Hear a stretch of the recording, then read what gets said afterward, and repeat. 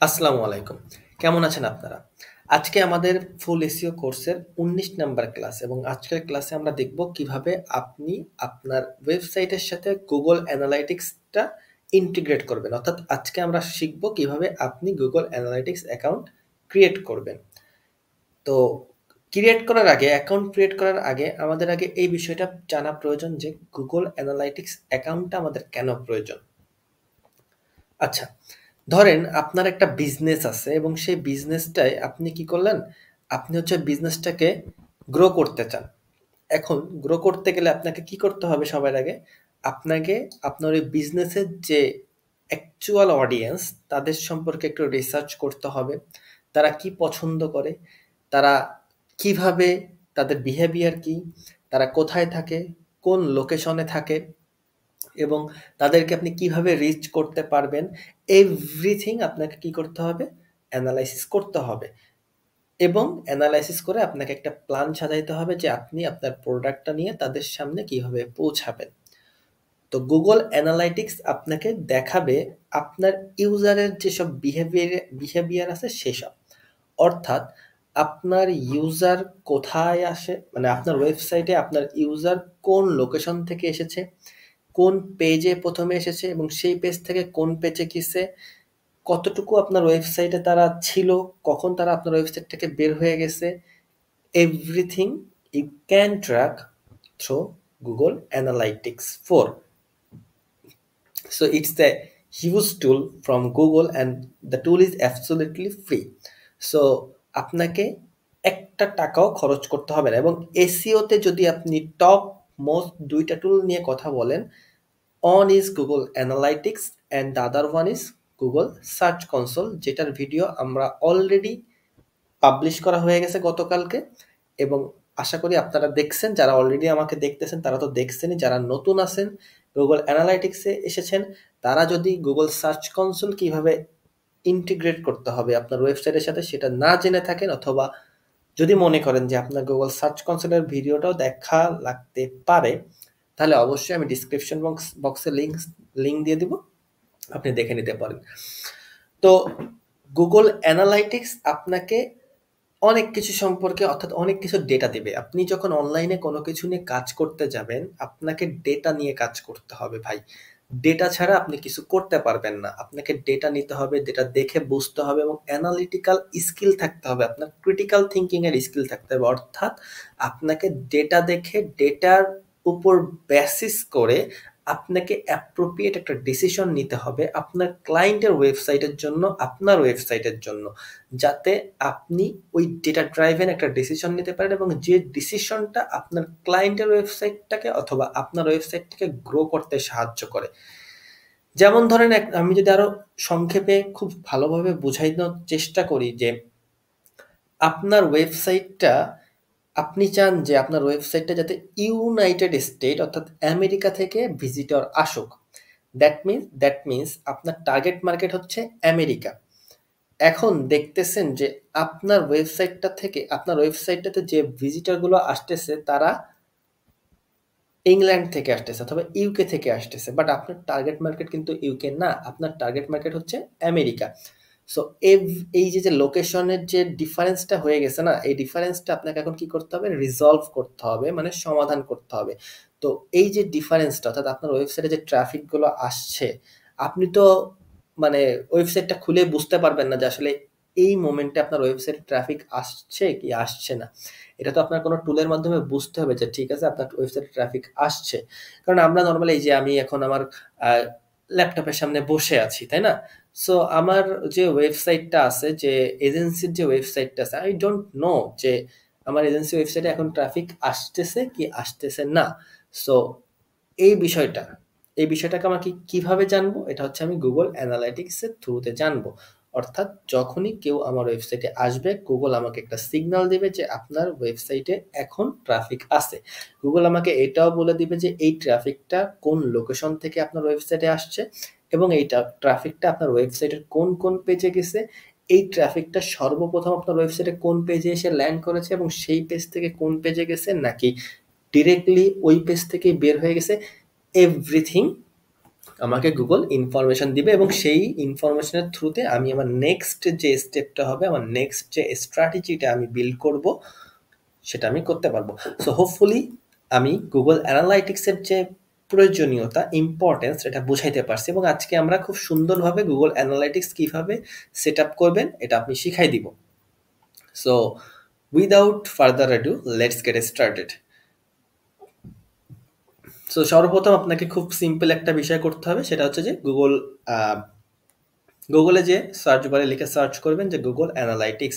শুধু Google analytics লিখেও search করতে পারেন, গুগল অ্যানালাইটিক্স 4 লিখেও সার্চ করতে পারেন, গুগল অ্যানালাইটিক্স লগ ইন লিখেও সার্চ করতে পারবেন, হোয়াট এভার ইউ ওয়ান্ট, কোনো সমস্যা নেই।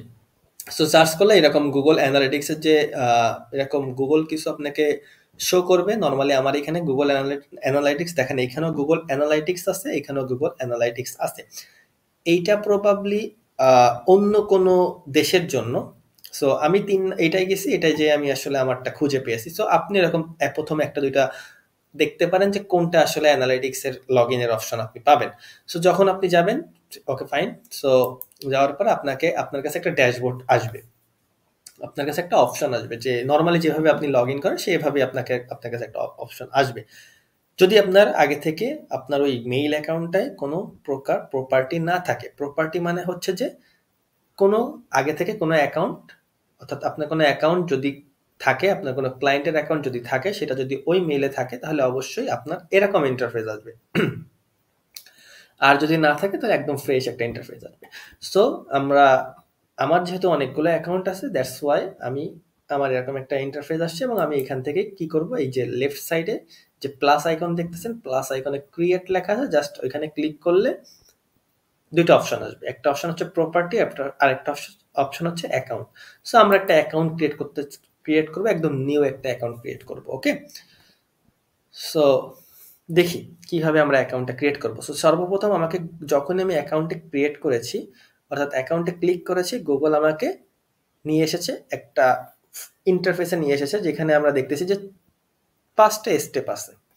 প্রথম স্টেপ হচ্ছে অ্যাকাউন্ট ক্রিয়েশন, দ্বিতীয় step property creation, business details, business objective, data collection.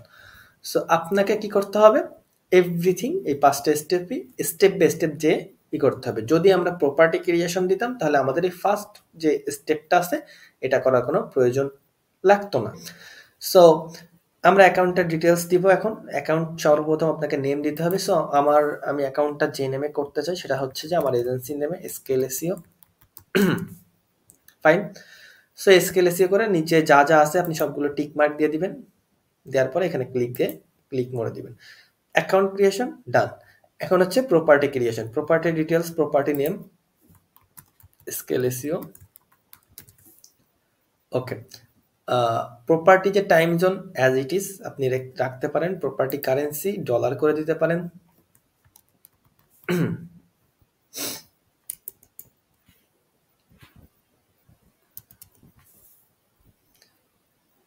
Where is dollar?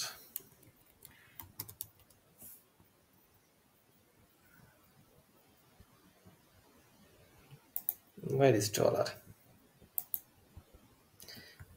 US dollar, এই তো পেয়েছি। ওকে, সো প্রপার্টির যে কারেন্সি আছে সেটা হচ্ছে US dollar. Fine, property creation is done. After then আপনি যাবেন বিজনেস ডিটেলসে। বিজনেস ডিটেলসটাকে আপনাকে খুব কেয়ারফুলি দিতে হবে। এটা কি করবেন, সর্বপ্রথম হচ্ছে আপনাকে ইন্ডাস্ট্রি ক্যাটাগরি রিকোয়ার্ড, আপনার বিজনেসটা কোন ইন্ডাস্ট্রি।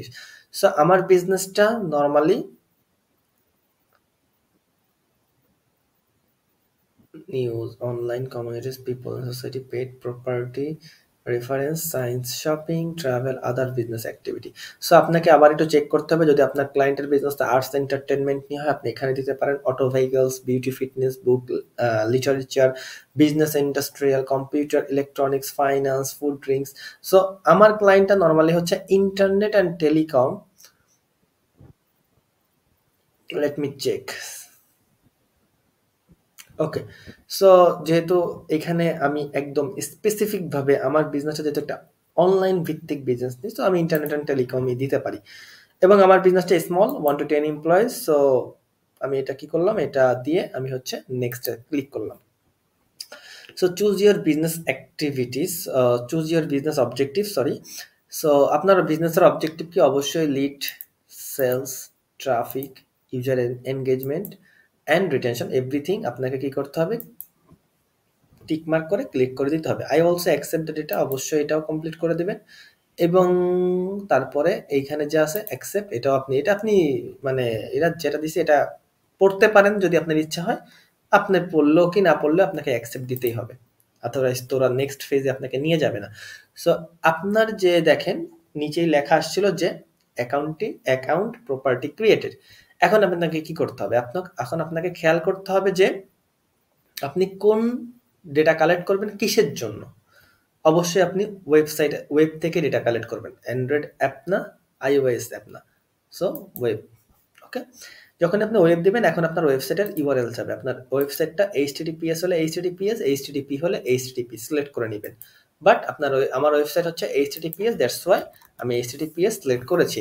এবং আমি তারপরে কি করব? আমি ওয়েবসাইটটা কপি করলাম, কপি করার পর এখানে যে আমি পেস্ট করে দিলাম।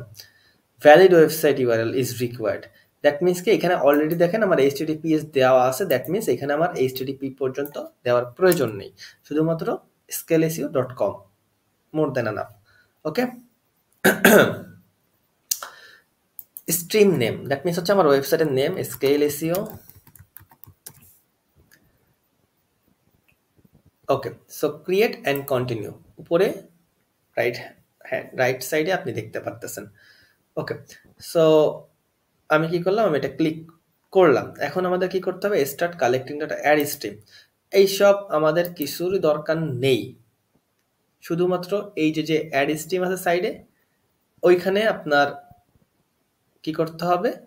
ক্লিক করতে হবে। ওইখানে যখন আপনি ক্লিক করবেন তখনই কি করবেন? এরকম একটা কোড আপনি পেয়ে যাবেন। এখানে ইনস্টল ম্যানুয়ালিতে ক্লিক করতে হবে, অর্থাৎ choose how to set up Google tag manager. ওই যে গতকালকের বিষয়টা যদি আমরা আপনাকে একটু রিক্যাপ করি, গতকালকেও কিন্তু আমাদের কি করতে হয়েছে? গুগল সার্চ কনসোল থেকে আমাদেরকে একটা কোড দেওয়া হয়েছে, HTML কোড, এবং ওই কোডটা আমরা কি করেছি? আমরা আমাদের যে থিম ফাইল এডিটর আছে সেইখানে কিন্তু বসাইছি। বসানোর পরে আমাদের ওয়েবসাইটটাকে কি করছে? ভেরিফাই করছে। ভাই ভেরিফাই তো আপনাকে করতে হবে, তাই না? যেমন আপনি যখন বিকাশে অ্যাকাউন্ট খোলেন, আপনি যখন নগদে অ্যাকাউন্ট খোলেন, আপনি যখন অন্য কোথাও অ্যাকাউন্ট খোলেন, আপনাকে তো একটা ভেরিফাই করার জন্য কি করে? তারা কিছু প্রসেস দেয়, তাই না? যে আসলে আপনি এই আইডি কার্ডটা আপনার কিনা, অথবা আপনার এই ফোন নাম্বারটা আপনার কিনা। সো ভেরিফাই আপনাকে করতে হবে যে এই যে ওয়েবসাইটটা নিয়ে আপনি ডেটা দেখতে চাচ্ছেন, যে ওয়েবসাইটটা, সেই ওয়েবসাইটের উপর আপনার কোনো কন্ট্রোল আছে কিনা। সো এভরিথিং গুগলকে আপনাকে সুন্দরভাবে দিতে হবে। সো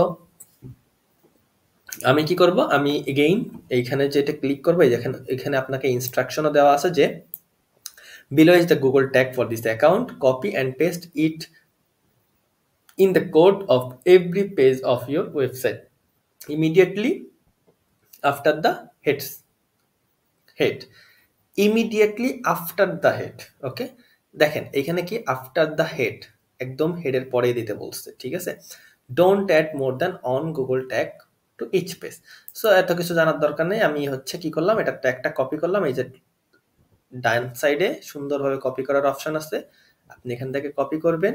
কপি করার পরে আপনি এখানে যাবেন, যাওয়ার পরে আপনার যে অ্যাপিয়ারেন্সটা আছে, অ্যাপিয়ারেন্সের থেকে থিম ফাইল এডিটরে যাবেন, সেম প্রসেস।